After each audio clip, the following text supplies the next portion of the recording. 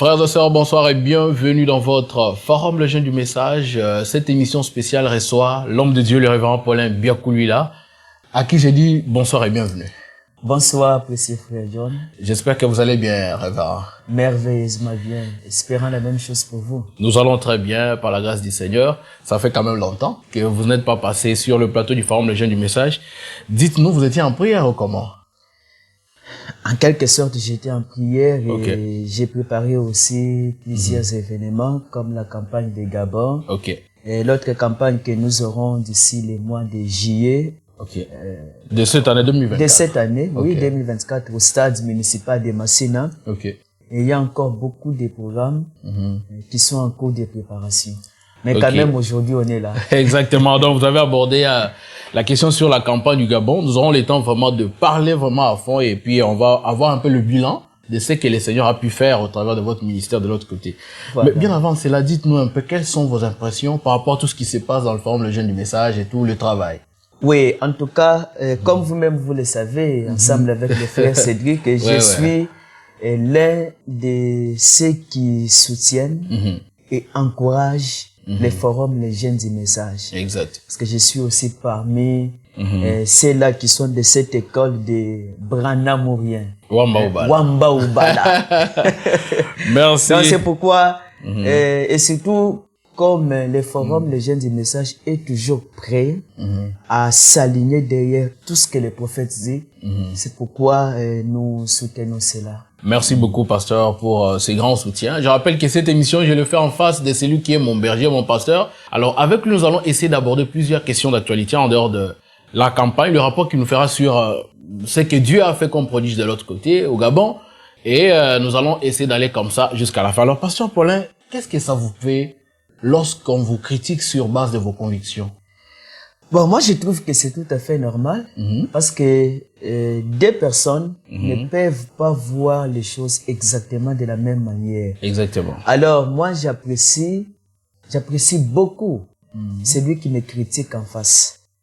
C'est lui qui vient me voir. Qui vient vous voir et il vous dit des choses en mais ça, moi, je ne suis pas d'accord. Ou bien la façon dont vous comprenez telle écriture-là, je ne suis pas d'accord avec. Exactement. Alors là, on s'assoit comme frères, on se met à parler. Et avec, selon ce que moi j'ai constaté, quelqu'un qui critique mes convictions, c'est quelqu'un qui sera un grand sponsor pour moi. C'est vrai ça. Oui. C'est un grand constat que vous avez fait depuis... Oui. Donc pour moi, si j'apprends que telle personne me critique, je ne m'énerve pas. Et si je découvre ça, je vais faire tout pour les rapprocher. Comme ça qu'on en parle. Mais par exemple, quelqu'un qui n'est pas d'accord avec un certain sujet de prédication, il vient là, on se met à débattre selon la parole. Il donne les écritures, je donne aussi. Et à la fin, on va aboutir à quelque chose de commun. Quelqu'un qui n'est peut-être pas d'accord avec la guérison, non, ça c'est seulement pour frère Branham, ou bien les domaines prophétiques, quelque chose comme ça. Moi, j'apprends que quelqu'un n'est pas d'accord avec ça, ou bien critique. Je ne peux pas m'énerver. Donc, je comprends que c'est quelqu'un qui veut découvrir la réalité. Exactement. Et puis, je peux vous étonner pour vous dire que certaines des personnes qui m'ont soutenu et qui ont parlé en bien de moi à des endroits où je n'étais pas connu, ce sont les gens qui, au départ, étaient les grands critiqueurs. Ils voyaient des choses autrement que vous. Oui. Et maintenant, quand ils se sont approchés et qu'on a débattu et qu'ils ont vu la chose réelle, ils ont changé leur conviction. Alors, je peux dire aussi à tous ceux qui, comme moi, ont été victimes de polémiques, de critiques, il faut accepter les critiques. Celui qui a l'or pur n'a pas peur des tests. Exactement. Ça, c'est ce que dit la parole. Et nous confirmons exactement le pasteur Paulin. Si d'ailleurs nous sommes accrochés à lui, c'est parce qu'il croit en tout ce que Frère Branham dit.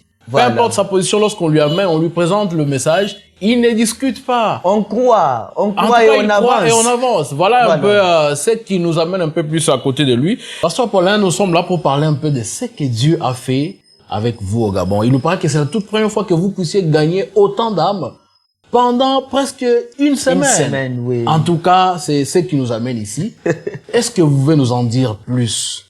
Vous arrivez au Gabon, dites-nous d'abord par rapport aux moyens la prise en charge de tous vos voyages missionnaires, c'est vous-même ou bien c'est des personnes qui vous appellent, qui vous prennent en charge? Oui. Quant à la prise en charge d'abord de mes déplacements, des voyages missionnaires, il y a différents paramètres. D'abord, je ne crois pas au fait de commercialiser avec les dons. C'est vrai ça? Oui. Alors Frère Branham n'aime pas aussi ce qui est gratuit. Les prophètes... Ils n'aiment pas, il dit, je vais vous lire déjà, on va l'introduire comme ça. Frère Branham dit dans les mémoriaux de lisez Wamba Oubala, Branham Mourien. Donc, voilà. Nous, c'est Branham Mourien, Wamba Oubala. Nous allons commencer par là avec cette citation, les mémoriaux des dieux éprouvés au fil du temps. Du 18 août 1957, paragraphe 90, Frère Branham dit. On veut tout avoir gratuitement. Oui. On veut tout. Ça, c'est le mode de vie des Américains aujourd'hui. Voilà. Obtenir gratuitement tout ce que l'on peut. Frère, vous ne pouvez rien obtenir de précieux gratuitement. Mais les dons de Dieu, c'est précieux. Je pense que c'est que vous croyez. C'est pour quelle raison vous voulez les donner gratuitement ou bien vous voulez recevoir un don de Dieu gratuitement? Le Seigneur Jésus nous a aussi dit, je vous ai donné gratuitement, donnez aussi gratuitement. J'ai marché avec les principes du prophète. Il y a aussi une citation, j'ai oublié le titre de la prédication, où il a dit, dès que j'amasse, dès qu'il a ses $1000 à main, alors il va là où les gens sont pauvres et qui n'ont pas moyen de l'inviter là, il va là-bas, il va en Afrique, il organise des réunions. Alors, quand on m'invite, d'abord pour que j'y aille, je reste en prière pour savoir si c'est la volonté de Dieu ou pas. Et si c'est la volonté de Dieu, bon, c'est lui qui m'invite normalement, il doit prendre soin du transport, aller et retour. Et c'est pas ça faire payer? Non, vous invitez quelqu'un. C'est-à-dire vous prenez en charge par vous-même. Non, quelqu'un qui m'a invité. Normalement, vous devez prendre les frais, tout ce qu'il y a pour que vous puissiez arriver au lieu. Aller et retour. Mais il y a eu quelques cas où quelqu'un m'appelle bien avant, il me relate l'expérience qu'il a eue. Il disait que non, je vous ai vu en songe, vous étiez en train de m'aider dans mon église, ainsi de suite. Et quand j'ai vérifié, je trouve que ça venait réellement de Dieu. Il me dit, mais notre église n'a pas de moyens. Nous ne pouvons qu'avoir les billets pour votre transport aller. Mais on n'a pas les billets pour les transports retour. Est-ce que vous pouvez accepter de nous venir en aide? Comprenez, je n'aimerais pas citer que c'était quel endroit. Alors, j'ai prié, j'ai trouvé que c'était le plan de Dieu. J'ai dit, ça va, on va venir. Et lui a envoyé seulement les billets pour moi. L'aller simple. Aller simple. Et c'était à moi de payer les billets retour. Et avant que j'aille, un frère qui est avec nous a dit non, le pasteur ne peut pas aller seul. Il faudra qu'un huissier l'accompagne. Et il a payé les billets pour celui qui devrait m'accompagner. Vous voyez déjà, on est arrivé là, on a gagné les âmes et il y a eu beaucoup de miracles. Je crois que c'était à Lubumbashi. En 2022. Vous voyez? Et on a quitté Lubumbashi. On nous attendait aussi à Kolwezi. On est allé à Kolwezi. D'ailleurs, déjà à Lubumbashi, l'église qui m'avait invité avait payé pour moi la chambre d'hôtel. Mais c'était nous qui avons pris la charge de celui qui m'avait accompagné pour payer la chambre d'hôtel. Et on est arrivé à Kolwezi. Un frère qui est connecté à nous, qui vivait à Kolwezi en ce temps-là, a pris la charge de l'autre là en payant aussi sa chambre d'hôtel. Vous voyez? Et au retour, on a payé les billets, ainsi de suite. Vous voyez, cette assemblée-là, qui était jeune en ce temps-là, à notre retour, après c'est 2 ou 3 mois qui se sont cotisés et il m'avait envoyé quelque chose, au lieu de me souvenir, c'était $150. Vous voyez? C'était comme les offrandes d'amour. Aussi. Maintenant, si on calcule les billets retour, non, c'est déjà vraiment au-delà. C'est déjà au-delà de $200. Et maintenant, la charge de l'autre. Vous comprenez? C'est là que si on se met à commercialiser, ça ne pourra pas être bénéfique pour tout le monde. Vous voyez, quand il y a quelques frères de bonne volonté qui comprennent que non, qu'on aide tel peuple qui habite tel part, et même mettre les moyens en jeu. Ils soutiennent l'œuvre. Ou moi-même, des fois, je mets les moyens en jeu, mais je vais soutenir les autres. Mais je sais qu'il y a un secret. En faisant cela, au retour, Dieu récompense toujours. Au centuple. Là, c'est vrai. Alors, vous vous retrouvez au Gabon, et vous avez été pris en charge, vous l'affirmez, hein? Oui, oui. Ok, c'est l'église sur place, ils ont quand même fait... Ils ont tout fait. Vous avez même fait la sensibilisation. Okay. Tout, tout. Et en tout cas, les frères des Gabon méritent vraiment les applaudissements. Vraiment. Alors... C'était 2 personnes. Les pasteurs Randy et son frère... les frères Yuri, son frère biologique, qui est aussi ministre de l'Évangile. C'est les 2 là qui ont organisé la chose et qui ont amené des campagnes dans 3 villes. Et tout ça à leurs propres frais.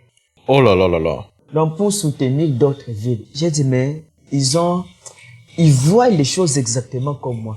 Que quand quelqu'un veut dépenser seulement pour le progrès de sa propre assemblée, c'est qu'il n'a pas encore compris. Ouais. Le corps de Christ, ce n'est pas seulement votre propre assemblée. Mais nous devons privilégier le corps de Christ, le royaume de Dieu. Nous devons veiller à gagner les âmes. Pas seulement gagner les âmes pour les amener dans votre propre assemblée. Non, là c'est quand même l'égoïsme. Vraiment, là c'est vrai. Alors, frères et sœurs, nous rappelons que nous recevons ici le pasteur Paulin Biakouli là. Il est berger de l'église, vous pouvez la rappeler vous-même, Cité du Grand Roi Tabernacle. Cité du Grand Roi Tabernacle, à Kinshasa, bien sûr. À Kinshasa, oui. Alors, vers la fin, nous allons vous donner l'adresse et tout. D'ailleurs, vous les connaissez déjà. Alors, homme de Dieu, dites-nous un peu, quand vous êtes arrivé, pour quelle raison il fallait aller de ville en ville, alors que nous sommes habitués à vous voir lorsque vous allez, par exemple, à Lubumbashi, c'est dans une seule assemblée que vous organisez des réunions. Vous n'allez pas dans plusieurs endroits en même temps. Alors, dites-nous, pour quelle raison il fallait aller de ville en ville en organisant ces réunions? Oui, c'était les souhaits. On avait demandé ça par ceux-là qui m'avaient invité. Comme ils coopèrent très bien dans leur coin là. Ouais. Alors, j'avais trouvé que non. Comme ils ont un bon esprit de collaboration, on va collaborer ensemble. Ouais. Alors, c'est comme ça que... D'ailleurs, là où on m'avait invité, c'est là que j'ai terminé les réunions. On a commencé d'abord par les autres villes. Voilà. Et même, j'ai vraiment apprécié leur esprit. Ils ont dépensé leur argent pour soutenir aussi d'autres assemblées. Dans chaque ville, les assemblées se mettaient ensemble. Comme à Lebamba surtout. Là, il n'y avait que 2 assemblées du message. Et les 2 assemblées du message, là, les 2 assemblées mises ensemble ne peuvent pas atteindre 60 membres. Oh. Vous voyez, c'était des églises qui étaient encore des très petites églises. Et alors, c'est souvent à des endroits comme ça où j'aime aller. Parce que là, vous comprenez que vous avez à gagner les âmes. À d'autres endroits, vous arrivez, vous trouvez que, à part les malades, il n'y a pas des incroyants. Il n'y a que des anciens frères qui viennent. Qui sont déjà habitués à voir comment les choses se font. Voilà, qui sont devenus comme des vieux loups des mers. Ok, alors, la première campagne, vous avez dit que ça s'est tenu à Lebamba. Non. Les Bamba, c'est l'endroit où il y avait seulement 2 assemblées. La première campagne, c'était à Mouila. Mouila, ok. Oui. À Mouila, il y avait quelques assemblées qui s'étaient aussi réunies. Et là, pour les premiers jours, il y avait 47 âmes qui étaient gagnées. Et le deuxième jour, c'était 13 âmes. Alors, à Mouila, d'après ce que l'on avait trouvé sur le terrain, la sensibilisation n'était pas à la hauteur. Alors, peut-être les gens avaient une mauvaise compréhension. Alors, c'est quand ils ont vu ce qui s'est passé les premiers jours, alors ils ont très très bien compris la chose. Alors, et le Seigneur avait fait beaucoup de choses là-bas. Il y avait 3 aveugles au total. Pour les 2 jours, il y avait 3 aveugles. Un homme qui était paralytique, qui marchait à l'aide d'une béquille et qui avait été guéri. Il y avait plusieurs sourds. Il y avait une fille sourde de Miouette, connue très bien, qui a eu à parler, à entendre. Et plusieurs autres malades avaient été guéris.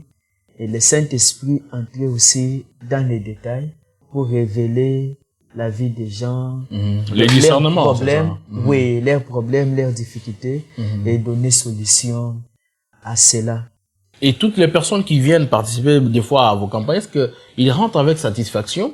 Qu'est-ce que ça vous fait aussi en retour lorsque il y a par exemple des cas qui viennent et qui rentrent sans solution, par exemple? Oui, pour moi, ça ne me dérange pas. Parce que il y a des choses que j'insiste toujours. en matière de guérison, il y a des choses. Il y a les miracles. Ouais. Et il y a aussi la guérison. Il y a les miracles, ça se passe sur place. La guérison, des fois, ça vient progressivement. Alors, pour moi, quand il y a déjà plusieurs miracles instantanés, c'est suffisant pour que les autres restent en croyant. Ok. Voyez un peu? Dès que, par exemple, les gens sont venus, ils voient 3 aveugles recouvrir la vie. Quelqu'un qui a, par exemple, la tuberculose, il va dire, ah, si moi-même j'ai vu l'aveugle voir, donc il aura la foi. Même dans les réunions des frères Branham, tout le monde ne recevait pas la guérison instantanée. Il y a les autres qui expérimentaient la guérison 1 mois, 2 mois, voire même 6 mois après. Même le Seigneur Jésus-Christ lui-même, oui. il sortait certaines personnes.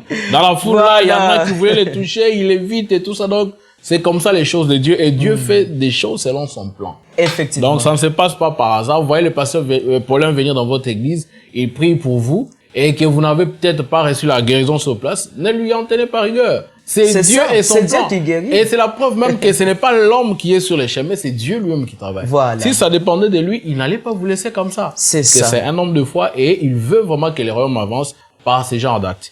Alors, pasteur Paulin, la deuxième partie, la deuxième étape, c'était où? C'était à Lebamba. Ok. Je pense que Lebamba, c'est là où on a eu la plus grande moisson. Ok. Les premiers jours, c'était 173 âmes qui ont répondu à l'hôtel. Vraiment. Ils avaient vraiment réussi à sensibiliser. Donc, une grande partie des gens étaient venus. Alors, et toutes ces personnes, lorsque vous les attrapez comme ça, vous les laissez où? Oui, j'ai fait comme ceci. Quand les hommes viennent répondre à l'hôtel, les pasteurs qui sont sur place, donc les pasteurs de la ville, qui sont venus bien sûr qui assister. sont venus assister, qui ont collaboré, je les fais passer devant. Ok. Et je les présente aux nouveaux convertis. Et je leur dis, le Seigneur Jésus a dit en Matthieu 28, enseignez-leur à observer tout ce que je vous ai prescrit. Alors, qu'est-ce qu'on fait? Juste après, les âmes là aillent de côté, avant que je ne commence à prier pour les malades, et les pasteurs leur parlent. Ils prennent peut-être leur adresse, leur numéro. S'il y a lieu, on les baptise sur place. Ou bien, on prend rendez-vous avec eux. Et les pasteurs se mettent à faire le suivi de ces âmes-là. Comme là-bas, j'ai demandé à tous les pasteurs de veiller sur les âmes, et après la campagne, qu'ils organisent une communion fraternelle, comme une façon d'accueillir les âmes. Chaque ville a eu à organiser la communion en accueillant les âmes, et je leur avais conseillé d'organiser comme une sorte de festin. Parce que au ciel d'abord, quand une âme se convertit, il y a une fête. Mais pourquoi pas sur la terre? Vraiment. Je leur ai dit tout l'argent qui avait été récolté pendant les campagnes. J'ai dit bon, vous pouvez utiliser cet argent-là, d'offrande-là, pour préparer, faire une manifestation, comme une façon de manger ensemble. Avec les nouveaux communion avec convertis. eux et tout. Et c'est ce qu'ils ont eu à faire. C'est vrai, dans chaque ville. Ok, alors plus de 100 âmes ont été gagnées. À Lebamba, là, c'était le premier jour, 173. Ok. Et il y a eu 2 femmes paralytiques qui ont eu à marcher. Et ce sont des cas vraiment attestés, donc. Des cas attestés. Ça fait des béquilles comme ça. Pas des marques qu'on fabrique ici, là. C'est-à-dire, on s'entend avec un monsieur qui vient en train de boiter, et puis après, on récupère les trucs, on dit que... Le Gabon n'a pas beaucoup de gens. C'est un pays, tous les Gabons dans la totalité, c'est 2 300 000 habitants. Waouh. Alors que Kinshasa, on est au-delà de 15 ou 16 millions. On est au-delà déjà de 18 millions. Vous comprenez bien? La ville de Mouila a 20 millions d'habitants. Plutôt 20 000 habitants. Oh là là. La contrée là, de Mouila a 20 000. Les Bamba a c'est 12 à 15 000 habitants. Et c'est là que pour les 2 jours, on a gagné 300 âmes. Ok. Vous voyez? C'est que c'est facile de connaître tous les gens. Alors là-bas, il n'y a pas moyen que quelqu'un fasse fabriquer des choses. Donc, et d'ailleurs, vous étiez nouveau dans la ville. Oui, dans tout le monde connaît que tel est boité, ainsi de suite. Le deuxième jour, l'une des mamans qui était paralytique, qui marchait avec des béquilles, qui a été guérie, a amené son fils qui était muet. Donc auparavant, son fils parlait et puis il est tombé malade, il est resté muet. Et on l'a même renvoyé de l'école parce qu'il ne pouvait pas parler et il ne pouvait pas entendre. Et ça faisait plusieurs années. Mais il a pu parler exactement comme vous et moi. Oh là là. Il s'est mis à parler, vous lui posez des questions, il répond. Mais c'est différent de quelqu'un qui est né sourd-muet. C'est ça que les gens ne comprennent pas. Quelqu'un qui est né sourd-muet, quand Dieu le guérit, vous devez commencer à l'apprendre. Vous lui dites papa, il dit papa. Je me rappelle une fois là en Bujiman, on avait amené une fille de 17 ans qui était née sourde-muette. Elle n'avait jamais entendu ni parler de sa vie. Quand Dieu l'a guérie après la prière que j'ai offerte, vous lui dites papa, elle répond papa. Maman, elle répond maman. Maintenant, ça suscitait un réveil à l'église. C'était vraiment comme un des autres. Tout le monde a couru vers l'enfant. Quand on lui pose la question, on lui dit biche. Elle répond aussi biche. Oh là là. Vous lui dites par exemple Djina Djebangan. Elle répond aussi Djina Djebangan. Vous voyez, c'est que je leur ai dit non, dans ce cas, vous devez commencer à apprendre l'enfant à parler. Vous lui dites, quand vous lui dites quel est ton nom, ça veut dire ça. Elle ne connaît pas papa c'est qui, maman c'est quoi, ton nom c'est quoi, tout. C'est que là, c'est maintenant le travail. Il faut l'apprendre petit à petit. C'est comme un enfant qui vient de naître et qui doit apprendre tout à chaque étape. Ok. Même un paralytique, quelqu'un qui de naissance n'a jamais marché, quand il va se mettre à marcher, il ne va pas commencer à marcher comme vous et moi. Il va commencer à marcher avec un peu de difficulté. Et vous observez 1, 2, 3, 4. Après 2 semaines ou même 1 mois, c'est alors qu'il va commencer à marcher comme vous et moi. C'est ça. Donc c'est comme ça que ça se passe. Alors, les garçons là, comme lui parlait déjà et qu'il est resté comme ça, après plusieurs années, on l'a amené et Dieu l'a guéri. Il s'est mis à marcher, à parler plutôt correctement.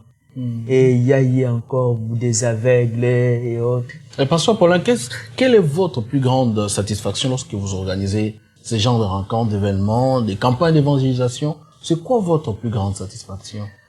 Ma plus grande satisfaction, c'est de voir Dieu prouver qu'il est présent à ces lieux-là. Et quand Dieu est présent, il y a les signes naturels qui se manifestent. Le prophète dit, les signes surnaturels accompagnent les dieux surnaturels. Et s'il s'agit du Dieu Jéhovah, les surnaturels doivent être là.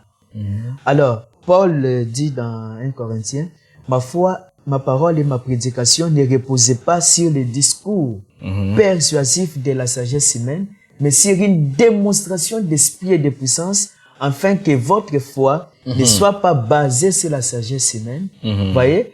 Alors, quand j'apporte la parole, ma grande satisfaction, c'est de voir que moi, je quitte la scène et que les gens voient Dieu.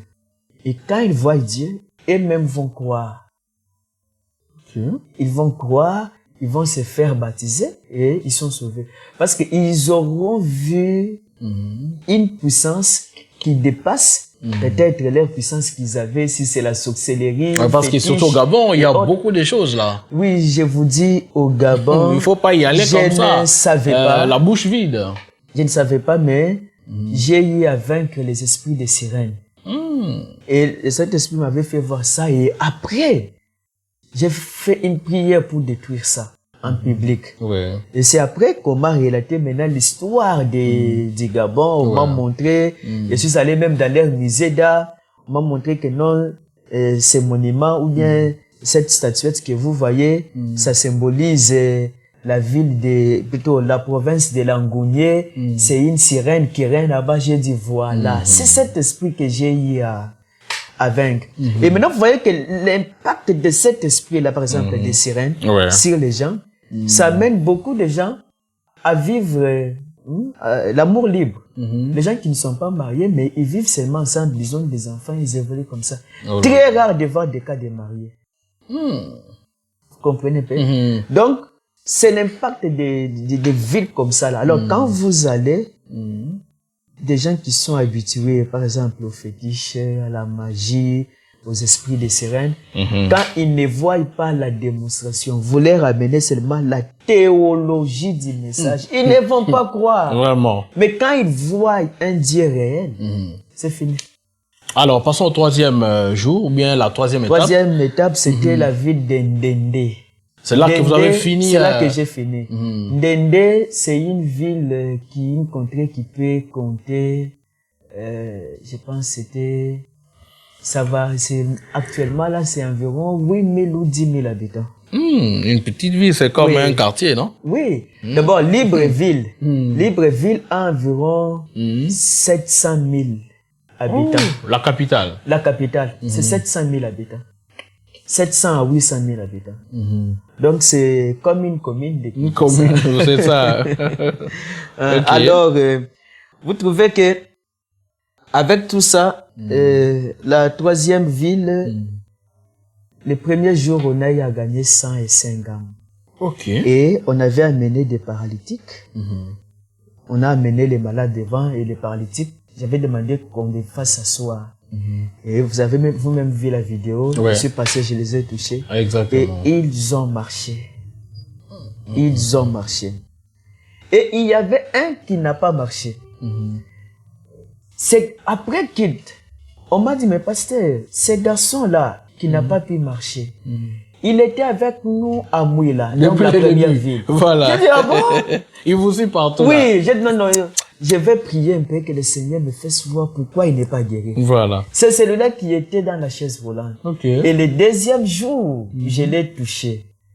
Et les frères voulaient l'amener à quitter le fauteuil roulant par force. J'ai dit non. On ne force pas les miracles. Ne faites pas ça. J'ai dit, ne forcez pas les miracles. Dieu l'a déjà guéri. Exactement. Il s'élèvera lui-même et marchera. Exact. Alors, il y avait le premier jour là, pas les paralytiques, il y avait aussi les aveugles, les sourds et d'autres cas. Et le deuxième jour, deuxième jour, il y avait eu 44 hommes. Et j'étais en train de prier pour les malades et j'ai prophétisé sur beaucoup de gens, ainsi de suite. Et c'est là que j'ai entendu le président du conseil de notre église qui m'avait accompagné. Je l'ai entendu dire, oh, il a marché. Quand j'ai regardé, le jeune homme avait quitté le fauteuil roulant et il était en train de marcher. Oh, gloire à Dieu. Oh, quand tout le monde, même ceux qui étaient assis dans des chaises sur la place publique, ils ont quitté. Tout le monde a couru pour voir les jeunes hommes. Et directement, j'ai quitté aussi, j'ai stoppé le service. C'est fini. Non. Parce qu'il n'y avait pas moyen de continuer. Merci beaucoup, homme de Dieu. Ça, c'est un résumé. Alors, au total, combien d'âmes vous avez gagné? Même si Dieu ne compte pas les siens. Au total, c'était 513. 513 âmes. Oui. Non, c'est pas une chose facile. Au total, c'était 513 On ne peut que remercier le Seigneur. Et il y avait aussi ces 9 paralytiques. Donc 9 boités paralytiques qui ont eu à marcher. Les autres cas là, des aveugles, c'était environ 5 ou 6 aveugles qui ont recouvré la vue. Et les autres cas, c'est difficile de les dénombrer. Ah non, là c'est vrai. Parce que vous-même, en principe, quand ça se passe comme ça, on sait que ce n'est pas vous-même qui êtes en ça. Et puis parfois, il y a des cas qui vous échappent. Vous savez même pas que non, c'est tel cas que moi, pour lequel j'avais prié et qui a trouvé satisfaction. Ça, ce n'est que normal. Alors, pasteur, dites-nous un peu qu'est-ce qui fait les succès de vos campagnes. Qu'est-ce qui fait le succès? Parce qu'on a vu vraiment que cette fois-ci-là, la dernière campagne au Gabon, en tout cas, c'était vraiment un grand succès. Oui, le grand succès, c'est de se soumettre tout simplement à Dieu. Le prophète dit, pour rester avec Dieu, soyez humble. Parce que Dieu est humble. Soyez simple. Dieu est simple. Soyez doux. Parce que Dieu est doux. Soyez patient. Parce que Dieu est patient. Il dit aussi dans le sermon, le message de grâce, au paragraphe 65, c'est là qu'il nous montre que faire pour amener Dieu au temps présent. Il faut un cœur humble et soumis à Dieu pour amener Jésus-Christ au temps présent. Alors, le problème, c'est que les gens ne parviennent pas à prier longtemps.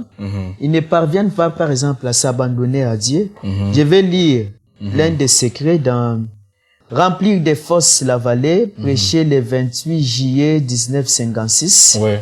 Je crois que c'est au paragraphe 54, partie C. C'est là que le prophète va nous donner les secrets. Il dit, et lorsqu'on en arrive au point où les gens qui aiment Dieu jettent carrément tout ce qu'ils ont dans les réveils, par la prière et tout le reste, et qui cherchent la face de Dieu, prient et cherchent Dieu et qu'ils implorent miséricorde pendant la nuit, amènent leurs voisins au salut, et ainsi de suite, je vous assure, nous fermerons la bouche de tous les critiqueurs. Amen.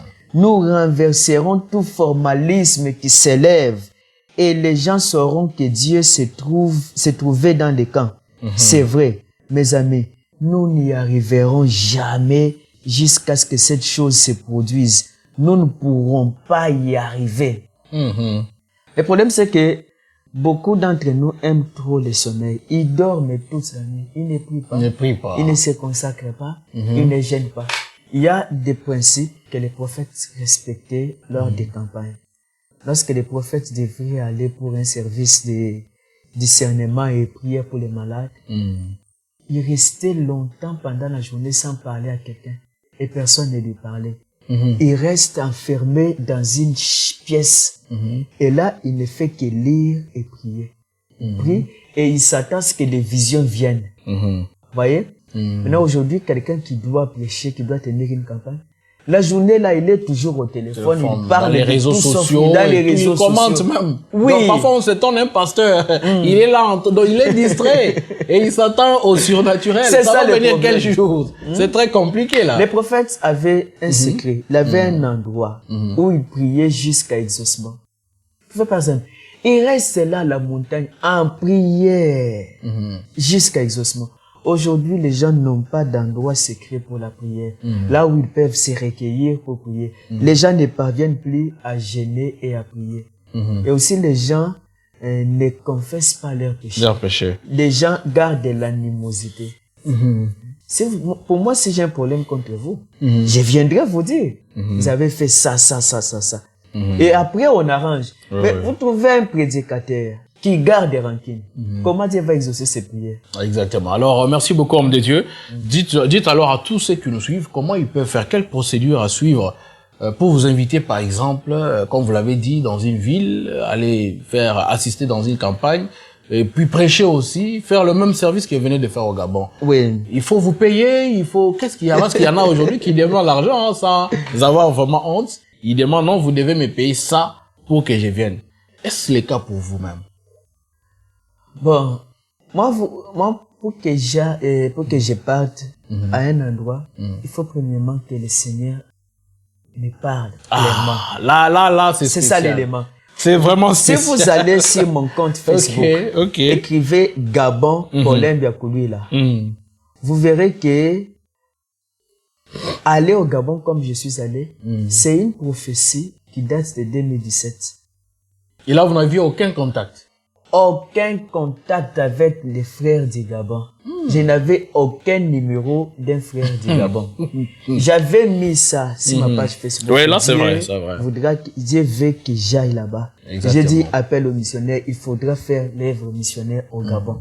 C'était en 2017. Et je crois que les frères qui nous suivent en direct sont en train de voir la capture de cette publication que vous avez mise sur votre compte. Et c'est quand le moment de Dieu est arrivé que je suis allé. Vous voyez? Donc pour moi, même si vous m'invitez, que vous me dites non, venez, si c'est pour des semaines ou ainsi de suite, il y a $1 million qu'on va vous donner, ainsi de suite.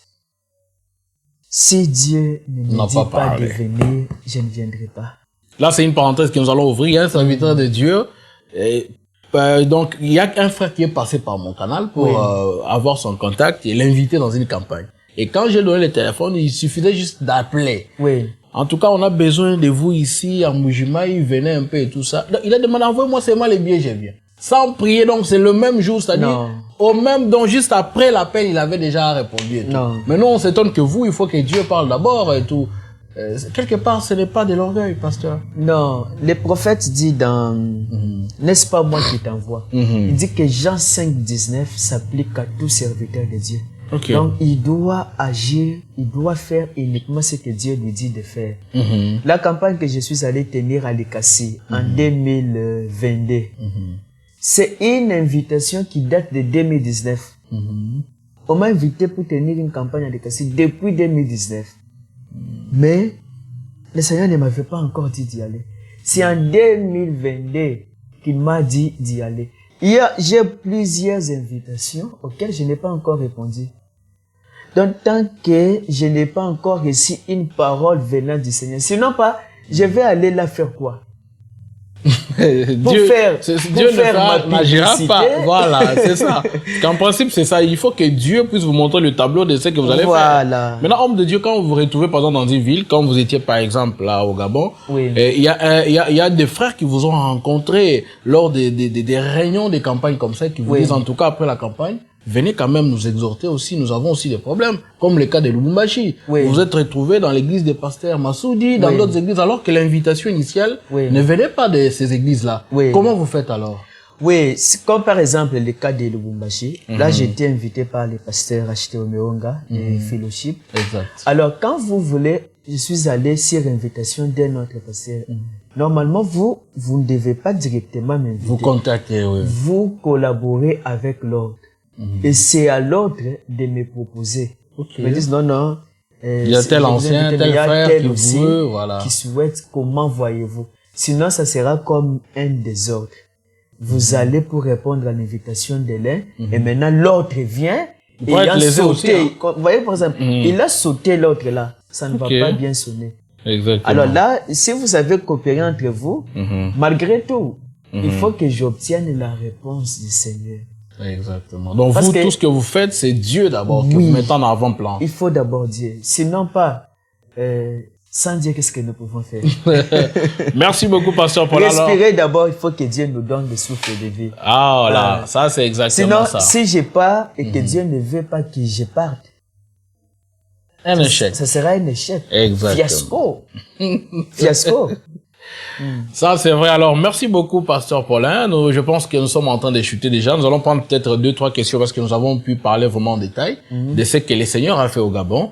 Et dans les jours qui viennent, comme d'habitude d'ailleurs, nous annoncerons les réunions que vous allez tenir dans d'autres villes. D'ailleurs, déjà, dites-nous quelles sont les prochaines villes que vous allez conquérir. Je sais que vous avez déjà la cartographie de ce que Dieu vous a donné. Même si vous avez aussi à cœur les souhaits en dehors de ce que Dieu vous dit. Vous avez aussi à cœur d'aller conquérir certaines villes, certains pays, aller vraiment chercher à ramener beaucoup d'âmes à Christ. Et il y a beaucoup de pays d'ailleurs dans le monde qui n'ont pas encore reçu le message. C'est ça. Quel est votre programme? Oui, mon programme à moi, comme humain. Voilà. Et aussi missionnaire, parce que je suis missionnaire. Exactement. Alors, mon programme, c'est d'évangéliser. J'ai un programme visant à évangéliser les pays qui ne sont pas encore touchés par les messages. Voilà. À moins que je me trompe, en Éthiopie, il n'y a aucune assemblée du message. À moins que je me trompe. Si quelqu'un connaît une assemblée du message en Éthiopie, il peut mettre dans les commentaires. Et l'Éthiopie, c'est en Afrique, là? Oui, c'est en Afrique. Donc, il n'y a aucune assemblée du message en Éthiopie. Alors, je suis d'ailleurs dans des préparatifs pour évangéliser l'Éthiopie. Il y a aussi la Grèce. Il y a la Grèce. La Grèce, ouais. Il y a la Grèce. Il y a quelques pays en Europe où il y a des villes. Vous trouvez toute une grande ville, il n'y a aucune assemblée du message. Ici au Congo, il y a plusieurs invitations, mais je pense aussi la route qui quitte le Kinshasa vers Matadi. Il y a, dans les Congos centrales. Dans les Congos centrales, là, il faut aussi évangéliser dans des villages là-bas. Et donc c'est ça au moins. Mais il y a des pays, même ici en Afrique, il y a certains pays. Il y a aussi les Malawi. Les Malawi, il y a les messages. Mais ça fait un temps où je sens un penchant vers les Malawi. Le Malawi. Donc, on aura aussi des réunions là-bas, sauf l'imprévu. Et vous avez déjà des contacts partout là où vous prévoyez à partir d'ici? Non. En tout cas, Dieu seul va, si c'est sa volonté, bien sûr. Je ne force pas les choses. Vraiment. Donc, pour moi, si par exemple le Seigneur me dictait les mois où il me faut faire, par exemple, pour l'Éthiopie, je vais juste m'apprêter et je vois avec la voix d'immédiat comment annoncer des campagnes dans les pays en question. Parce que actuellement là, tout le monde sont connectés sur les réseaux sociaux. Tout le monde est connecté sur les réseaux sociaux, sur d'autres médias. Et c'est là qu'on peut lancer déjà des annonces et tout, voilà. Et puis on envoie d'abord une équipe sur terrain pour sensibiliser. Exactement. Donc on doit C'est là que je profite aussi pour lancer un message Ouais. aux prédicateurs de la nouvelle génération. Que vous êtes aussi, Oui. donc, vous êtes de ce grand nombre-là. Oui, oui, je fais partie de la nouvelle génération. Voilà. Si nous observons, faisons une analyse ensemble. Ouais. Les anciens de la première ère, je vais dire quand le message est arrivé au Congo, Ouais. parmi les anciens de la première ère ont beaucoup travaillé. En réalité, nous n'avons pas eu de difficultés ici au Congo. Parce que nous sommes nés et nous avons trouvé que la forêt est déjà débroussaillée. Nos anciens de la première ère ont déjà travaillé. Ils ont déjà évangélisé le Congo. Ouais. Les pasteurs Vibidela, les pasteurs Barouti, les pasteurs Dioka, pasteurs Kayombi et les autres. Ils sont vraiment nombreux. Ces anciens-là, surtout ceux de la première ère, génération, ouais. ce sont ceux-là qui ont ensemencé le Congo. Partout. Il y a les fruits de l'ère médicale partout au Congo. C'est ça. Donc, partout où vous allez arriver, même si vous trouvez que dans ces villages-là, il n'y a pas les messages, mais vous trouverez au moins un croyant ressortissant de leur ministère. Même les quelques pays d'Europe où il y a les messages, quand vous entrez dans ces églises-là, vous allez trouver qu'il y a les ressortissants. Beaucoup de ceux qui sont là sont les ressortissants de ces pays du Congo. Même en Afrique du Sud, dans beaucoup d'assemblées, vous n'allez trouver que les ressortissants de nos assemblées du Congo. Même actuellement, dans certaines assemblées aux États-Unis et au Canada, c'est la même chose. Et d'ailleurs, selon les statistiques que nous avions suivies, on n'a pas confirmé, donc on dit que le Congo est le plus grand pays qui regorge un grand nombre de croyants du message. Oui, et qui les envoie d'ailleurs partout dans le monde. Oui, oui, selon la voix des yeux. Selon la voix des yeux, oui. C'est surtout les ressortissants du tabernacle de Mbujimaï et Réguéné et suivi de Shekinah. Voilà. Ce sont ceux-là qui sont partis partout. Partout. Et maintenant, à la nouvelle génération, la nouvelle génération doit se réveiller. Moi, quand j'ai eu à examiner ça, j'ai trouvé que les anciens de la première ère ont travaillé et ils ont ensemencé tout le Congo. Ouais. C'est ce que moi j'ai constaté. Et maintenant, nous sommes sortis d'eux. Nous ne devons pas rester toujours sur place en train de tournoyer en rond. C'est ce que le prophète dit dans l'adoption 5e partie. Il dit, vous jeunes, ne restez pas assis là à ne rien faire. Allez sur les champs quelque part. Vous voyez un peu? Vraiment. C'est pourquoi moi, je vise des contrées où on ne connaît pas le nom William Branham. Où on ne connaît pas que Dieu a envoyé des messages. Exactement. Un messager. C'est ça que nous devons aller gagner les âmes. Donc, les gens restent là, vous restez là, vous ne faites rien. Et tout ce que vous avez maintenant comme travail, c'est de commencer à critiquer les déclarations de ces anciens. Ah ben voilà. Tel a dit, et toi tu critiques. Tel autre ancien a dit, et toi tu critiques. Mais alors que vous ne pouvez pas faire ce que... Ils ont beaucoup travaillé, un peu du respect à ces anciens, parce que s'il faut reprendre le parcours de chacun d'eux, vous allez voir qu'ils ont beaucoup travaillé, beaucoup voyagé, et aujourd'hui, si Dieu décidait de les retirer aujourd'hui, ils auraient fait un grand travail. Nous sommes le fruit de ce qu'ils ont fait comme travail. Donc, et aussi, comme l'homme de Dieu venait de le dire, allez conquérir les âmes là où le message n'a pas encore prêché. Là où les anciens n'ont jamais été là. Comment un frère peut il quitte ici au Congo, il va prêcher en Europe dans une église du message. Il dit que j'ai gagné des âmes. Non. Vous avez gagné quelle âme? Ce sont des gens qui ont déjà cru. On est d'ailleurs même en train de préparer une campagne on est en train d'étudier les paramètres pour évangéliser une ville européenne où il n'y a aucune assemblée du message. Voilà. C'est là que moi je vais aller. Mais pas que je me lève comme ça là, non, je pars, si c'est une église où il y a déjà les croyants du message. Ils sont déjà pleins et tu vas là-bas. Et puis je vais dire, j'ai fait un voyage missionnaire, mais là il faut seulement dire que c'est un repos. Merci beaucoup, Pasteur Paulin. Donc faisons quelque chose, un plus. Nos anciens ont fait leur temps, ils ont fait un grand travail et malgré leurs erreurs, ils méritent le respect. Exactement. Donc, il ne faut pas seulement être là à voir leurs défauts, leurs erreurs, alors qu'ils ont travaillé. Les erreurs et les défauts sont partout. Frère Banam dit que si vous les cherchez même en lui-même, Frère Banam, oui. vous les aurez vraiment plusieurs. Oui. Mais avec les grands cœurs, l'amour de Dieu, on sait supporter et surtout reconnaître ces grands travaux qu'ils ont fait, que nous, aujourd'hui, de la nouvelle génération, d'ailleurs, comme l'a dit le pasteur, nous ne serons pas vraiment arrivés. Oui. Voilà un peu. Oui. Alors, nous allons prendre, pasteur, pour vraiment chuter, prendre 2 dernières questions, un peu de curiosité qui sortent un peu de l'ordinaire.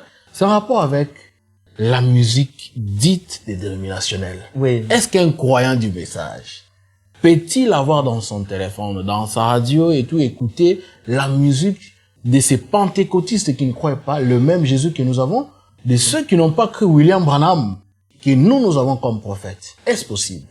Que dit le prophète? Je vais dire oui et je vais dire non. Oh. Vraiment. Donc je vais dire oui et non. Oui et non. Donc ma réponse est oui, ma réponse est aussi pourquoi non. Oui alors et pourquoi non? Pourquoi oui? Parce que je vais dire, est-ce que vous pouvez me dire quels sont les cantiques des messages, les cantiques que le prophète que le prophète a composés, hein? Parce que c'est lui le messager. Dans les messages et les messagers sont un. Je ne sais pas si vous pouvez me dire les cantiques du message que le prophète a composés. Les cantiques que nous avons dans nos recueils, ce sont les cantiques composés par des gens que nous appelons aujourd'hui dénominationnels. Ok. Ce sont c'est les cantiques que nous chantons. Ah, il faut écouter ça, hein, parce qu'il y en a qui disent que non, parce que Frère Branham avait chanté Only Believe, il a chanté tel cantique et tout. Non, c'est ça les cantiques du message. Mais d'où est-ce que Frère Branham tirait? Only Believe, c'est un cantique qui s'est joué déjà. Voilà. Et le prophète a trouvé ça. Il a adopté ça aussi pour toi. Comme mon Dieu est plus près de toi. C'est un cantique qui était joué déjà dans les églises dénominationnelles de l'époque. Et nous, aujourd'hui, nous jouons ça. Ok. Hein?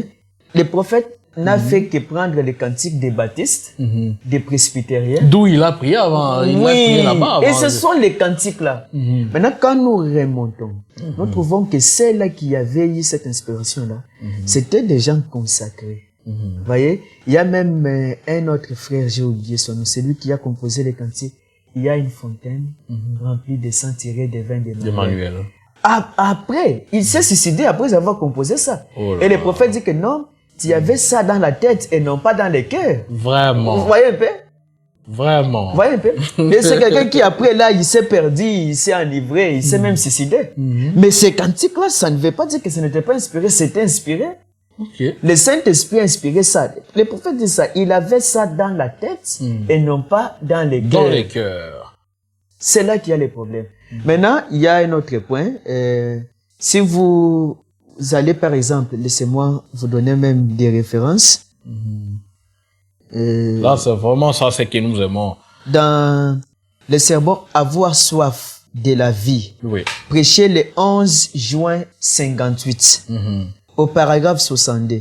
Le prophète dit « Et ces gens qui vous disent qu'Elvis Presley dit « Je n'ai rien contre l'homme, seulement c'est un pécheur, mais j'aimerais dire quelque chose. » Qui vous disent qu'il est croyant du fait qu'il chante les cantiques sur... dit « Voici mon opinion. Il n'y a qu'une différence entre Judas Iscariote et Elvis Presley. Il était un garçon pentecôtiste. Judas Iscariote, lui, avait 30 pièces d'argent. Elvis Presley a un parc de Cadillac et $1 million. Dit, tous deux ont trahi. C'est tout à fait vrai. Et continue pour dire, les plus grands séducteurs que je connaisse, il dit des Pat Boone et tous les autres, c'est exact. Arthur Godfrey et puis Pike Ernie, n'importe qui d'autre.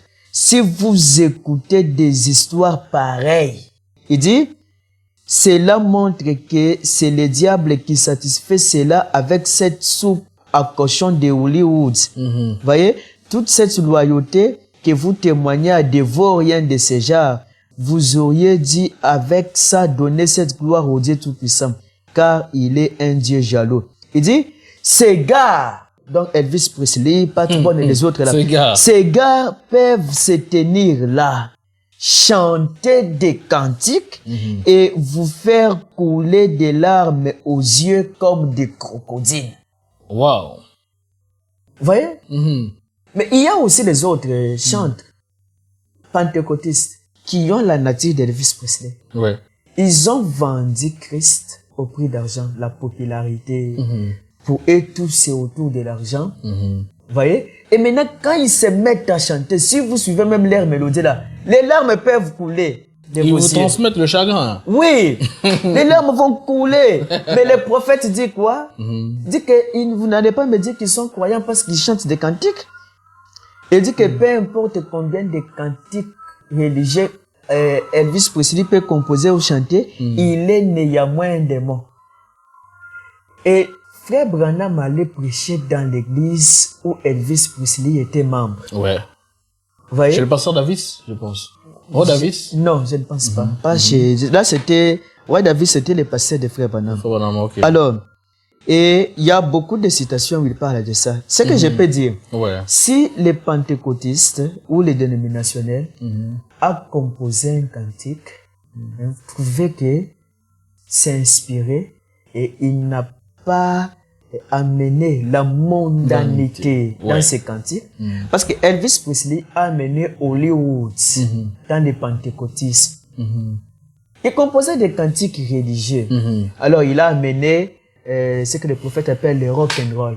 Une danse païenne et des rythmes et des choses. Malheureusement, c'est ce que nous voyons même dans les cantiques de ceux qui croient. Mais c'est là que je devrais arriver. C'est pourquoi j'ai dit oui et non. Parce que même certains cantiques de nos frères du message, quand vous prenez seulement leurs cantiques là, leurs clips, les clips, mettez ça en sourdine, et puis comparez ça les danses avec la danse de Fali Ipupa, Chalamwana, et Werason. Vous ne verrez pas la différence. C'est l'esprit d'Elvis Presley, même si nos frères du message. Exactement. Donc pour moi, tout doit passer au filtre fin. Exactement. Même pour certains cas des cantiques du message. Pour nos frères du message. Donc il faudra vraiment voir ça. Et surtout les parents sanctionner certains cantiques qui laissent leurs enfants regarder à la maison et tout. Un clip où on voit des frères tourbillonner, donc on ne comprend pas si c'est... Qu'est-ce qui se passe? Et vous trouvez, je pense que vous connaissez quand vous êtes Congolais. Oui. Je pense que vous êtes censé connaître les noms de Limba. Exactement. Cherchez par exemple la bande, les clips d'un cantique de Limba. Voyez sa façon de danser. Mettez ça en sourdine. Et prenez certaines chansons de nos sœurs du message et de nos frères.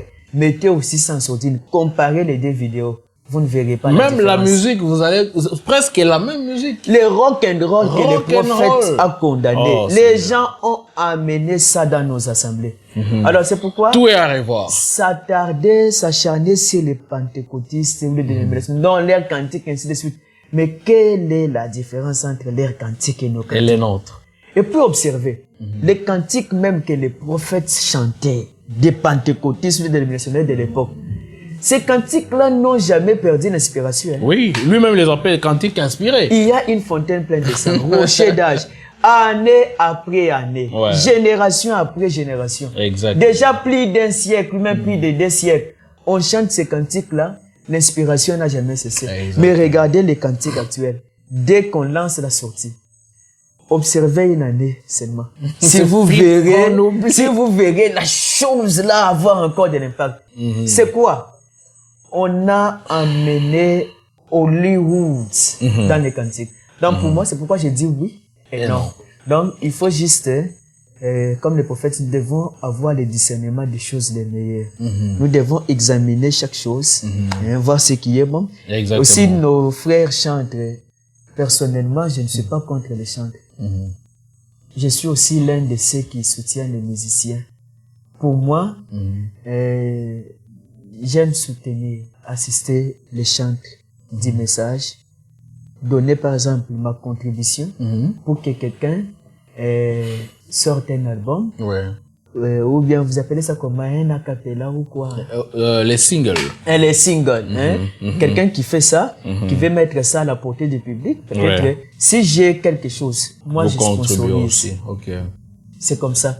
Mais là où c'est que moi je ne soutiens pas, c'est le fait de tenir des concerts payants. Ah bien, c'est à ça que j'allais aussi aboutir. Mais pourquoi soutenir quelqu'un pour qu'il fasse sortir son album, là, je suis prêt.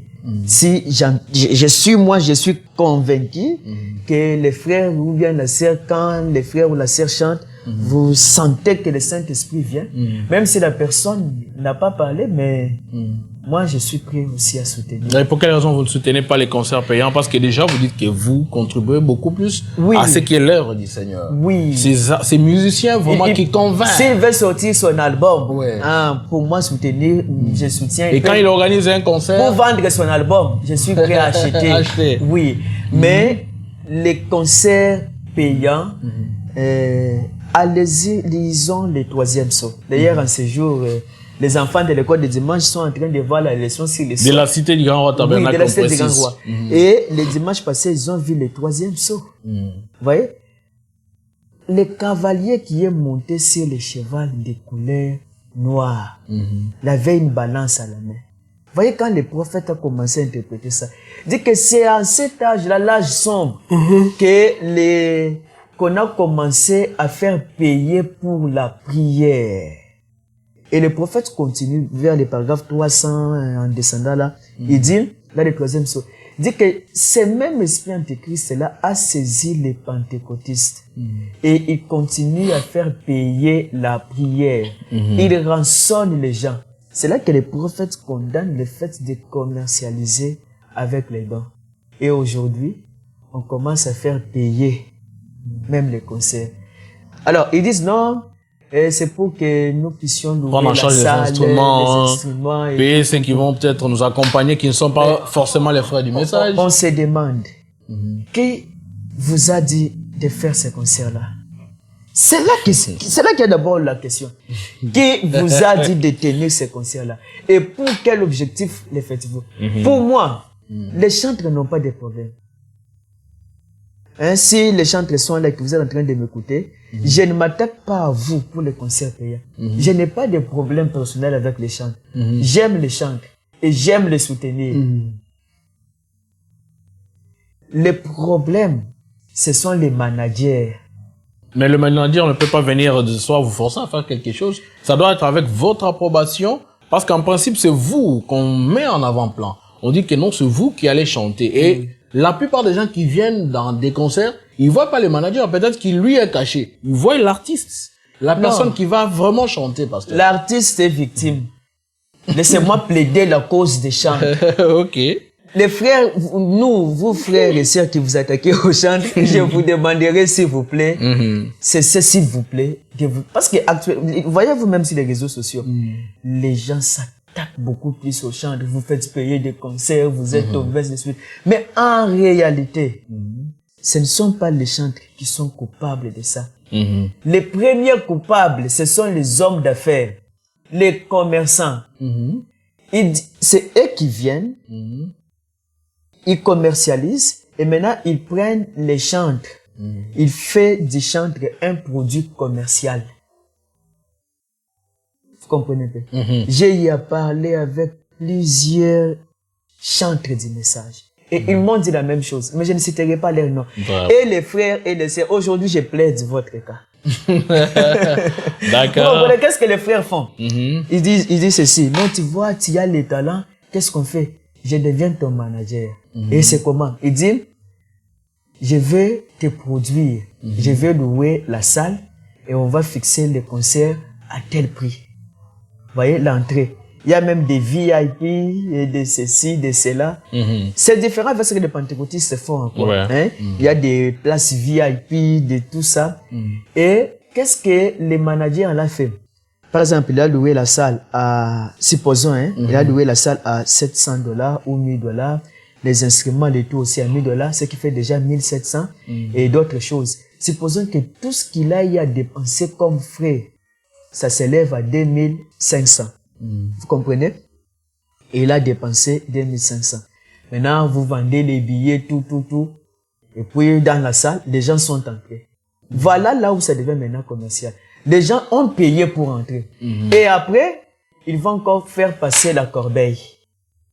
Vraiment. Et après, ils font déjà même les appels de fonds. Alors que les gens avaient déjà payé. Les gens avaient déjà payé, ils commencent à faire un peu là comme des pentecôtistes. Ouais. C'est que les prophètes condamnent dans le troisième c'est condamnable. Qui veulent donner, contribuer pour soutenir. C'est d'ailleurs voler l'argent des gens. C'est voler. On a payé les billets, toi tu viens passer avant encore avec des dans corbeilles. les troisièmes sont les prophètes condamnent ça. Grave, ils font même des appels à l'hôtel actuellement. Non, venez soutenir. Mais on a déjà soutenu, vous avez demandé. Les gens ont soutenu en achetant les billets. Le prix du billet. Et à l'intérieur là de la salle, on commence à faire des appels. D'abord, on fait passer la corbeille. Qui a $1000, qui a 2000.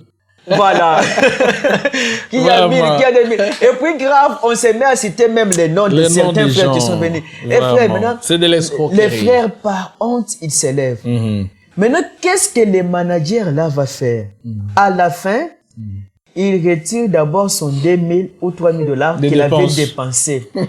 Et maintenant, les restes d'argent là, si c'était même $2000 de rester ou 5000, qu'est-ce qu'il fait? Oui, les managers, ils prennent au-delà des 50%. Oh. Souvent, ils prennent à partir des 60%. Je dis ce que les chantres ont dit, beaucoup m'ont dit ça. Ils prennent à partir des 60%. Et le reste des 40% là, on remet ça au chantre. Maintenant, le chantre là, il a l'équipe qui l'a accompagné. Vous voyez? Il va payer l'équipe qui l'a accompagné. Il va payer les dromères, les techniciens et les autres. Et c'est comme ça qu'à la fin, les chantres victimes, ils ne restent avec absolument rien, presque rien. Et pourquoi ils acceptent alors? Pourquoi ils acceptent? Parce que c'est de leur valeur, c'est leur dignité, leur personnalité. C'est ça le problème. Le problème, ce sont les hommes d'affaires qui sont en train de manipuler les chantres. Ils prennent les chantres, ils font des produits de commercialisation. Et c'est pourquoi vous voulez leur conseiller d'aller travailler là. Oui, chanter. Et de ne pas vivre nécessairement de ces dons-là. Travailler. Mais parce que malheureusement, même cette façon de faire aujourd'hui est allée, ça a traversé même les frontières. C'est parmi vous, dans vos milieux de prédicateurs, on trouve des pasteurs aujourd'hui qui organisent des montants de prières et ils fixent le prix, ils disent que non, on va payer des bus pour vous, on va payer les chambres pour vous et tout et tout. Vous cautionnez aussi ces genres de pratiques. Je crois que c'était en 2023 au début ou 2022 au début que je m'étais une fois acharné contre les concerts payants. Parce que d'abord, dans mon église, j'ai aussi des meilleurs chanteurs. Oui. Qui chantent très bien et qui composent très bien. Et aucun d'eux n'ose tenir un concert payant. Oui, ça c'est vrai. Et moi, quand je vais soutenir, je ne soutiens pas seulement ceux qui sont avec moi à l'église, même ceux qui sont dans d'autres assemblées. Vous voyez? Le problème, c'est quoi? J'avais dit, avec cet esprit, un jour, je pense si on retrouve, on peut rechercher cette prédication comme tu as enregistré chez nous. Vous verrez que j'avais même dit ça. Qu'un jour, on commencera aussi à faire payer pour la prière, les prophéties et autres. Exactement. J'avais dit que si je me décide aujourd'hui de commercialiser les prophéties, je vais devenir millionnaire dans moins d'un mois. Oui, là, c'est vrai. Hein. Je vais devenir millionnaire dans moins d'un mois. Exactement. Je vais contacter les politiciens, les hommes d'affaires, tout. Et ça coule à flot, hein. Donc, c'est pas c'est pas recherché, ça vient vraiment. Oui. Donc, vous allez dire à quelqu'un son passé, le nom de sa famille, tous les petits là. Et vous lui dites, pour avoir ça donné autant, ils vont donner. C'est ce que les pentecôtistes font pour avoir de l'argent. Oui. Vous voyez?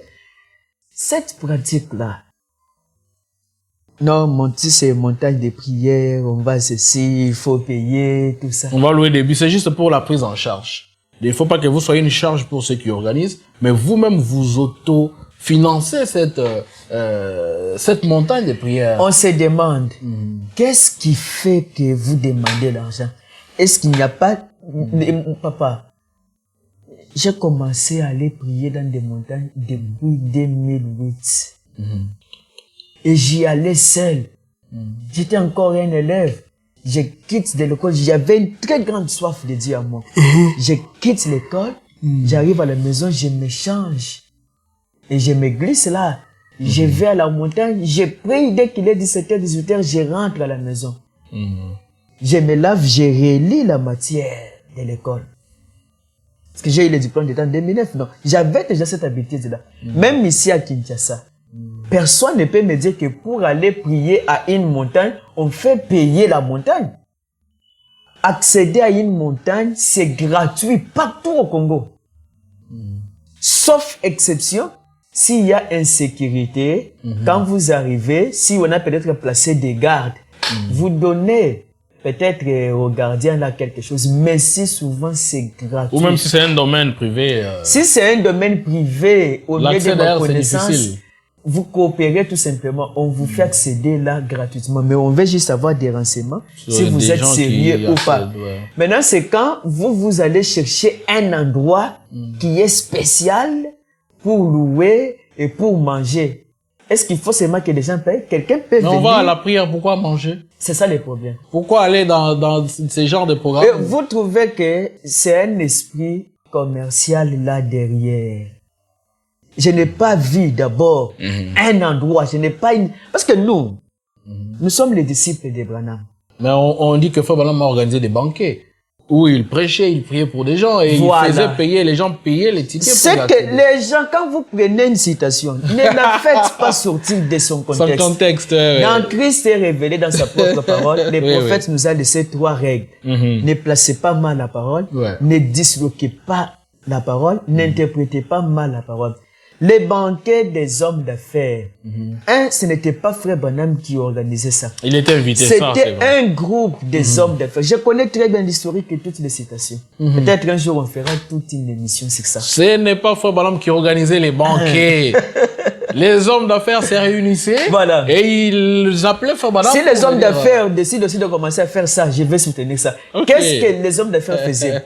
Ils organisaient ces banquets-là. Alors, qu'est-ce qu'ils font?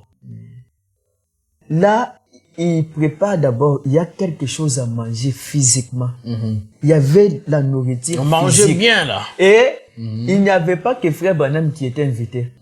Si vous lisez dans Écriture sur la muraille de 58, les prophètes parlent de ça. Il dit qu'au banquet de ce soir, il dit que c'était de l'autre soir là, on avait projeté le film de Tommy Osborne. Intitulé Black Gold, l'or noir. Si vous allez sur YouTube, vous allez trouver le film de Osborne, l'or noir. C'était sa campagne au Nigeria. J'ai eu à suivre cette campagne à maintes reprises. Alors, là, les gens payaient des billets pour entrer. Et qu'est-ce qu'ils font? Tommy Osborne, à son tour, il devrait faire les rapports de son voyage missionnaire. Et lui, de sa nature, il ne parlait pas. Qu'est-ce qu'il fait? Il dit, bon, je vais vous projeter le film qui montre comment ça s'était passé. Et là, on a filmé une partie du Nigeria, on montre une partie de la prédication et aussi les extraits des miracles. Et puis, on a fait passer la corbeille pour que les gens contribuent pour une prochaine mission évangélique. Là où Osborne devrait aller évangéliser. Et c'est là qu'une femme a mis de l'argent. Et quand elle est venue à la réunion, Frère Branham a discerné ça et Dieu a guéri la femme. Voyez? C'est comme ça que ça s'est passé. Ne pouvait assister là-bas que c'est lui qui avait payé les billets. Et tous étaient des hommes d'affaires. Qu'est-ce qu'ils font? Ils se cotisent.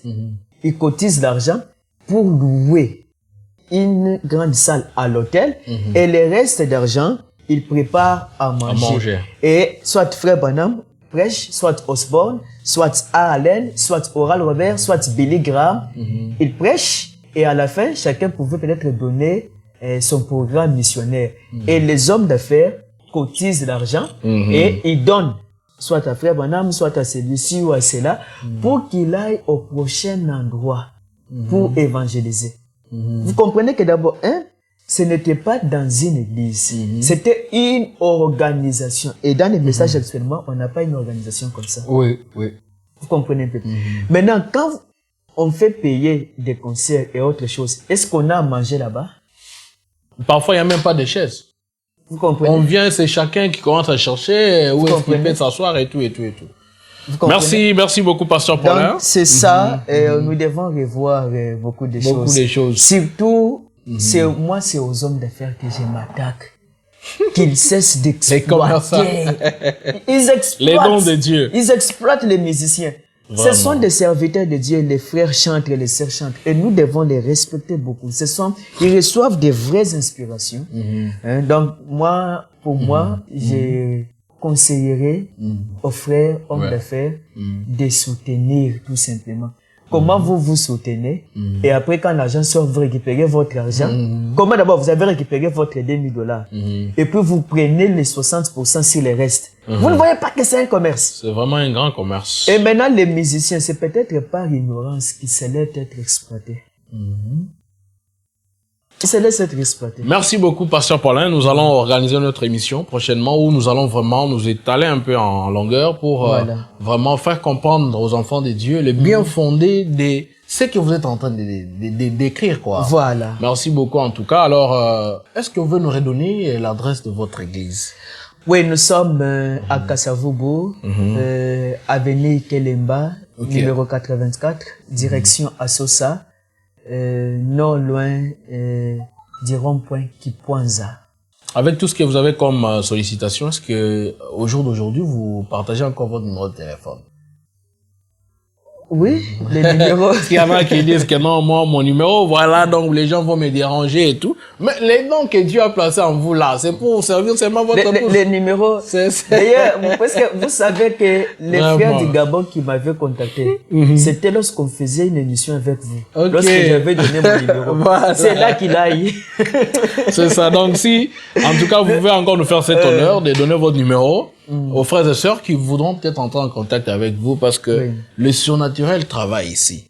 Et en cas de besoin, ils pourront toujours vous contacter. Vous pouvez les donner alors. Plus 243, 84, 360, 91, 21. C'est là les numéros sur WhatsApp. Plus 243, 84, 360, 91, 21. De préférence, si votre numéro est inconnu, n'appelez pas. Laissez un message. Vous laissez un message et puis on a le temps de vous répondre. Voilà. Merci beaucoup, pasteur. Que le Seigneur bénisse. Vraiment, vous avez accepté de nous inviter ici chez vous. Et voilà, nous avons essayé de parler de ce que le Seigneur a fait au travers de votre ministère. Est-ce que vous avez un mot de la fin? Oui, le mot de la fin, c'est que nous devons éviter certaines choses inutiles. Et nous devons nous focaliser sur les messages et nous préparer à l'enlèvement. Nous devons éviter un peu certaines discussions inutiles, des débats qui sont infructueux, que nous appelons même des débats de doctrine, alors qu'ils ne sont même pas des doctrines, qui sont nos propres convictions. Même si nous sommes en train de chuter, parce qu'il y a une question qui me vient à l'esprit quand vous parlez des débats là, il y a des frères qui vous ont vu dans des toges et tout ça là. On dit que je pense que c'est quand vous étiez parti à Dubaï. On vous a vu dans des tenues terribles. On dit que mais là, le pasteur était parti, en tout cas, renforcer sa magie qu'il a toujours utilisée pour guérir et tout ce qu'il y a. Expliquez-nous un peu ce phénomène-là. Je crois que les frères voient un peu des photos de votre accoutrement. Je ne sais pas si vous avez amené ça. Vous avez amené ça jusqu'ici? Non. C'était comment, pasteur? C'est à un endroit là, j'étais parti consacrer un mariage à Dubaï là. Ce sont des membres de l'église qui est là. Sa fiancée avait habité déjà les États-Unis et fallait que le mariage soit consacré à Dubaï. C'est ainsi qu'on était parti là. Et on visitait quand même la ville. On est allé dans les Miracle Garden. C'est un jardin artificiel qui est très bien là. Et alors là-bas, il y a un endroit où les visiteurs, si vous voulez qu'on vous prenne des photos avec l'habillement des rois, on vous habille comme l'un des rois de l'Orient. Et votre épouse peut aussi s'habiller comme une reine. Et beaucoup de pasteurs aussi qui passent par là. Presque tous les pasteurs. Mais ceux-là, ils ne sont pas visés, il n'y a que vous. Parce que vous êtes spécial. Non, mais le problème, c'est quoi? Je pense que récemment, il y avait une question qu'un frère avait posée sur le forum. Il dit que si quelqu'un s'habille à la manière orientale, est-ce que c'est un péché? Tout le monde avait dit non, ce n'est pas un péché.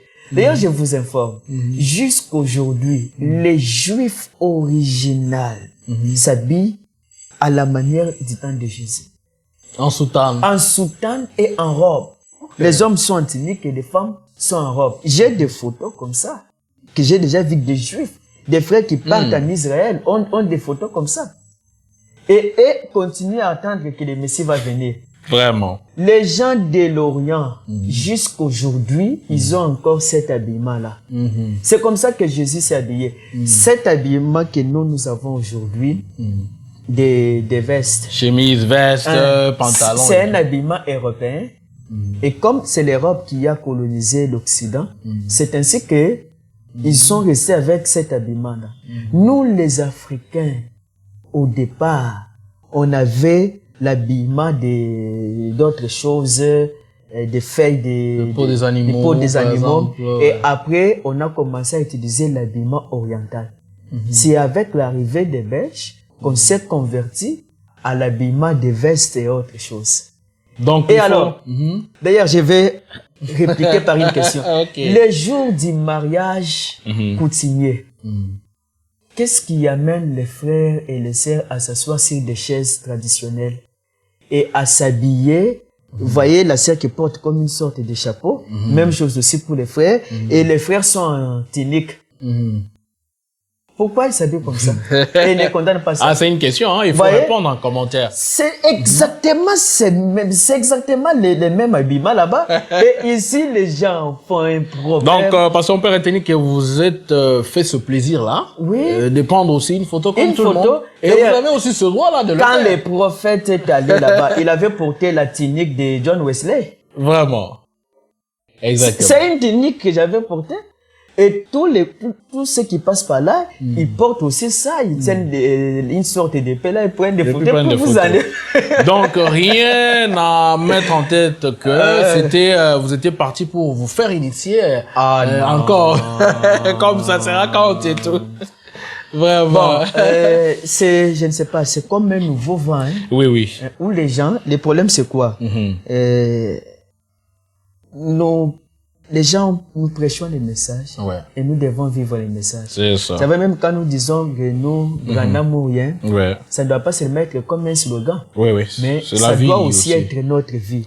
Nous devons vivre les messages que Frère Branham a prêchés. Vous voyez, et quand les prophètes prêchaient, ne quittaient pas directement la chair. Ils prêchent les signes naturels de sang. Les miracles s'opèrent. Mais demandons-nous aujourd'hui, si on demande seulement à beaucoup de frères, dans nos assemblées, combien ont déjà vu, on amène un aveugle et l'aveugle retourne en voyant. Vous verrez que dans plusieurs assemblées, ces choses ne se sont jamais produites. Mais qu'est-ce qui va prouver que Dieu est là? Pour les autres, quand il n'y a pas de miracle, ils critiquent leur pasteur. Non, ils sont là seulement pour prêcher, ils ne font plus de miracles. Et quand ils voient des miracles, ils disent, mais comment ça ne se fait pas chez nous? C'est que lui doit avoir quelque chose. Vous voyez? Et quelque chose là, il commence à réfléchir que non, ça doit être ça et tout. Et lui-même donne même des noms à ce qu'il a vu là. Et ils oublient que le Saint-Esprit dans les 9 dons spirituels, il y a la prophétie, les miracles, les guérisons, paroles de connaissance, sagesse, parler en langue, interprétation, diversité. Il y a diversité des dons. Et maintenant, quand les gens voient ça, d'abord, moi, je ne crois pas que quelqu'un peut être un véritable chrétien affirmé sans qu'on le taxe d'être magicien. C'est ce que Jésus a dit. Nous avons plus que la magie, c'est normal. Frère Branham a été taxé de télépathie. Les autres disaient les magiciens. Mais comment toi, depuis que tu es chrétien, tu es seulement ordinaire? Il y a un ça ne va pas. On est des mystiques à chanter le frère Jadot. On est des hommes mystiques. Donc ne pensez pas que nous devons être comme tout le monde. Là, c'est-à-dire vous avez oublié à faire ce qu'il fallait faire. Voilà. Merci beaucoup, pasteur. Alors, frères et sœurs, vous qui nous avez suivis, arrêtez de critiquer les serviteurs de Dieu. Peut-être que les malédictions qui vous suivent dans la vie ou qui vous suivront, c'est suite à ce que vous faites. Vous allez commenter sur les réseaux sociaux, vous pensez que Dieu a oublié. Mais non, Dieu n'oublie rien. Tous ces commentaires-là vont vous rattraper un jour. Vous voyez même, qui de nos anciens n'a pas été critiqué? Vraiment. Qui de nos anciens n'a pas été taxé d'être dans la magie? Qui de nos anciens? Et puis, observez. Les gens qui s'étaient acharnés, qui étaient devenus comme des conquérants de tous nos anciens, observez beaucoup d'entre eux. Je connais beaucoup de gens qui étaient riches et qui ont manqué du respect aux serviteurs de Dieu. Aujourd'hui, ils sont pauvres. Ils manquent même leur propre maison. Je connais plusieurs qui sont morts prématurément à cause de la légèreté des langages. Voilà. Et aujourd'hui, tellement ils se sont attaqués aux anciens, ils sont fatigués. Et maintenant, c'est à nous. C'est aux enfants. En tout cas.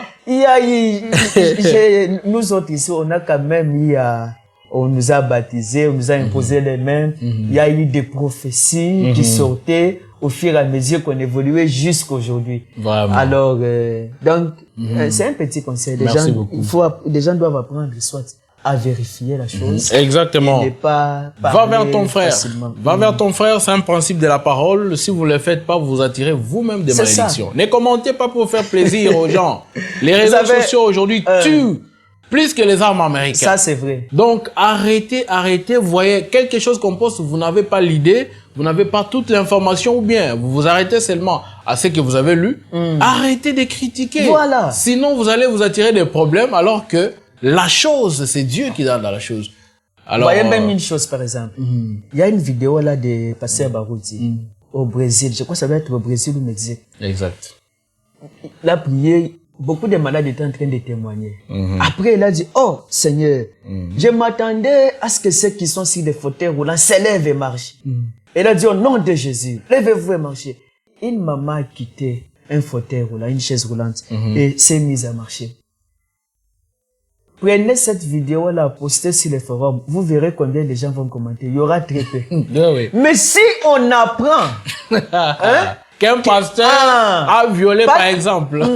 Pas seulement qu'il a fait une déclaration qui a chopé les gens, mais pas seulement lui, n'importe lequel des pasteurs, qu'il a dit une chose et que les gens ne sont pas d'accord. Vous verrez dans moins de 2 heures, il y aura même au-delà de 3000 commentaires. Oui, c'est ça malheureusement. Mais quand c'est quelque chose de bon, les gens vont se taire. Ils ne disent rien. Alors que la Bible dit qu'il faut publier les hauts faits de l'Éternel. Ils ne disent rien. Parler de la parole, parler du message, parler de ce qui est Jésus. C'est à cause aussi de ces choses que vous voyez aujourd'hui, beaucoup de frères ne sont pas venus. Exactement, exactement. Merci beaucoup, Pasteur Paulin. Alors, frères et sœurs, vous comprendrez que c'était la communion. Ça ne peut pas se limiter comme ça avec le Pasteur Paulin. C'est-à-dire, on est habitué. Comprenez que l'émission pourra prendre 5 heures du temps, on ne va pas terminer. Nous vous disons merci de nous avoir accompagnés tout au cours de cette émission. Vous avez eu des réponses aux questions qui ont été posées à l'homme de Dieu. Nous vous donnons rendez-vous prochainement dans les cadres de nos émissions du Forum Les Jeunes du Message. Je rappelle à la présentation, c'était votre frère John Katz. Bye et à la prochaine. Merci.